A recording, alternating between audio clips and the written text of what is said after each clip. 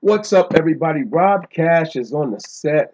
Before we get started, any mentioning of any digital asset is not financial advice. You know what to do. But the question is, what are we all going to do from this point on, especially as U.S. citizens?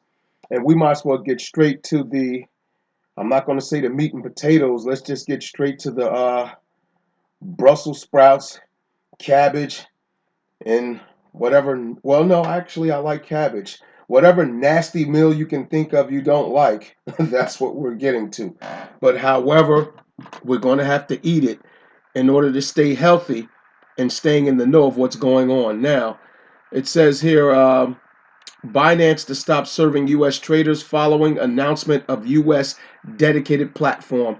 Now, a lot of us are in the know with the news so far as what's going on with regulations with the FATF, and we haven't heard any real concrete news from the SEC, but it looks like the FATF are the ones is the organization that's beginning to put forth some type of regulations. And again, we always have to be careful of what we wish for. We wanted regulations, and it's coming, and it's not looking as sweet as we thought, but nonetheless, this is what we asked for, and we're going to have to adopt to the game. It is what it is.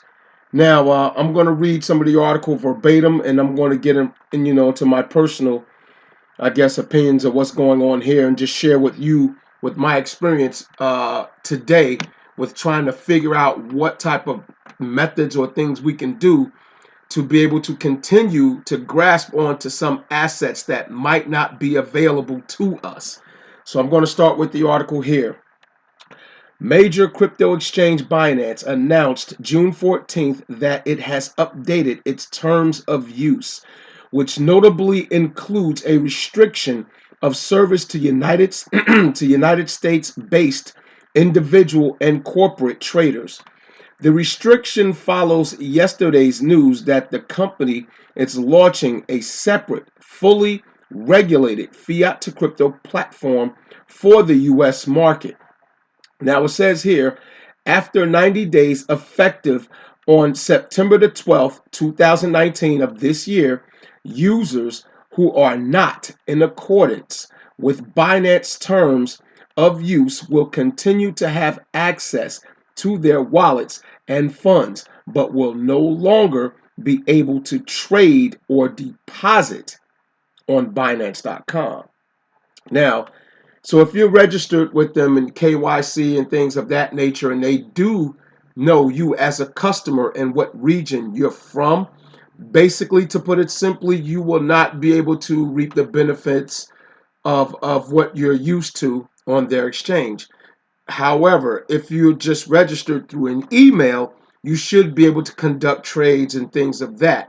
But you will not receive the benefit of large withdrawals or large deposits because you have to be KYC verified to do any of those things. So you will be limited so far as the amount of money you can put in or take out. But if you're only registered by email with no particular country verifying you, you'll still be able to trade and have access to your tokens. But if things start to move, you will be limited so far as what you'll be able to again, deposit or withdraw. And personally, I have no problem with that. If I'm only allowed to take out 2 BTC a day, and if BTC is at 20 grand, listen, I'm fine with that. But even if they lower that rate to a half a BTC, listen, I'd rather be able to take out $8,000 a day than to not be in this space and have no profit at all. So there are certain things I'm willing to adapt to, just to let you guys know. If they limit the access for people who are not KYC verified, listen, it is what it is. If I only can take out 8 grand a day, oh well, I can take out 8 grand a day and be happy with that. I don't have to take out, 100 grand at a time. Now, one of the other ways of looking at that is you might want all your holdings right now because you never know how volatile things can get, and you want access to all of your returns. And I dig that. and maybe you would, you might want to comply in the future. But as of right now, I think I'll remain in the cut, in the shade for right now, and just and I'll deal with the bumps and bruises, and just move accordingly, and see how things go. So I'm gonna go further with the article here. It says, while the use of a virtual private network could, whatever the hell that word is, ostensibly allow U.S. and I'm gonna always keep it real with you. I'm not sure what that word is, but we'll figure it out. Could ostensibly allow U.S. users to circumvent the new restrictions. Withdrawals for non-verified users remain capped. Yeah, I thought so. At up to 2 Bitcoin BTC per 24 hours, worth 16. Let's just go with 16,000 at the moment. Sums above this threshold would require users to provide evidence that they are complying with the platform's terms of use. I just said that because actually I didn't read this article entirely yet, but I was already familiar with their terms so far as withdrawals and things of that nature. So again, if you remain unverified, you can withdraw up to 2 BTC at the moment.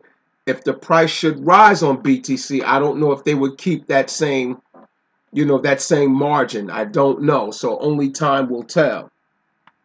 So it has, you guys got to check the article out yourselves, in its entirety. It's not much more.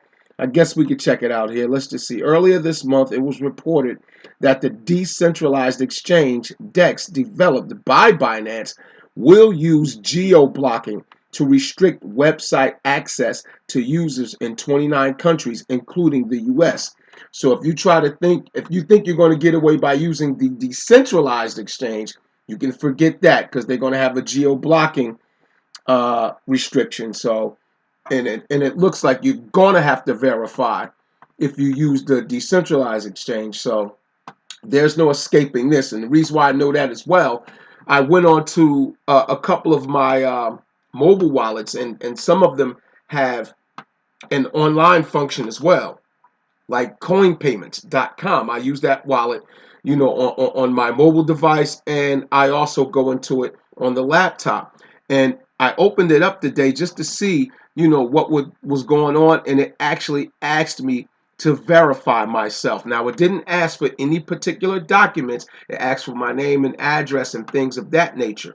Well, I also went on to Shapeshift, and it asked me to do the same thing. So they're trying to circle the wagons when it comes to this KYC thing. So we're not going to be able to escape, the dragnet, as easily as we thought. And I was thinking about, possibly shape shifting some items in app with coin payments, because you can actually convert your assets within the app. And it's better to do it from the laptop because you have more access to options on the laptop version of coinpayments.com. And when I was looking and I was thinking about PundyX, Hot, and VeChain, I'm like, well, okay, if I was to have some significant gains, how can I do that? And they don't convert in the coin payments app. You can convert Ethereum, BTC, Doge. I think Dogecoin, and definitely Digibyte. So you could convert those particular assets within the app using Shapeshift. But if you're holding VeChain, Holo, or PundyX, you're pretty much holding those coins, and you won't be able to shapeshift them into anything else. However, if you remain unverified, you can still send those assets to the exchange to liquidate them, or if you want to buy them. So right now, that option still exists if you remain unverified. Now, how long would we be able to remain unverified? I do not know, but I'm just putting this out there as of now. We still have these options if we're unverified, but you will be limited to your withdrawals and to your deposits, if I'm not mistaken. I think deposits have a limit as well.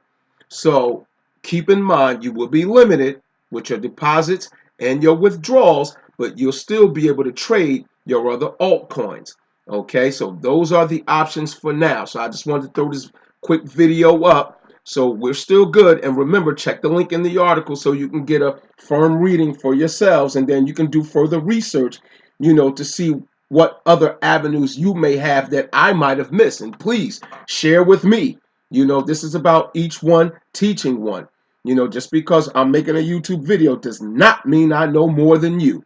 So if you know more than me, please share. Okay, love you guys. Rob Cash is off the set.